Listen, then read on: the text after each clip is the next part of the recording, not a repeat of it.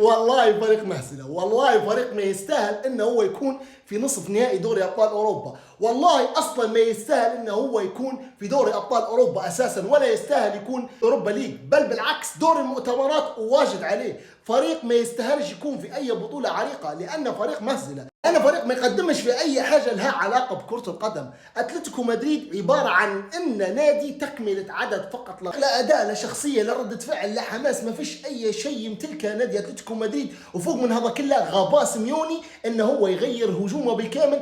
الفاريز كيف ما قال عصام الشوالي فعلا ما يطلعش، خاصه وانت خاص. انا مستغرب من الناس اللي كانوا يتوقعوا ان اتلتيكو مدريد يوصل للنهائي. باي سبب خلاك انك انت تتوقع ان اتلتيكو مدريد يوصل للنهائي؟ لا شخصيه لا اداء لا فعل ولا اي شيء يمتلكها في كره القدم. على العلم ان لولا الحظ والتحكيم راهو اتلتيكو مدريد ما وصلش للنصف النهائي. راهو شفنا برشلونه وارسنال وكانت مباراه تاريخيه حتكون، لكن للاسف وضيع اسبانيا هو اللي تواجد في النصف النهائي. فوق من هذا كله ان لاعبين اتلتيكو مدريد واخذين راحه اكثر من لاعبين ارسنال. يعني تخيل ان هم مقدمين اداء خرافي بتشكيله كامله ضد فولهام، لكن برضو قدموا اداء قدام اتلتيكو مدريد. يا اخي برا والله ما تستحقوا انكم تكونوا في دوري ابطال اوروبا. الوضيع حيقعد طول عمره وضيع.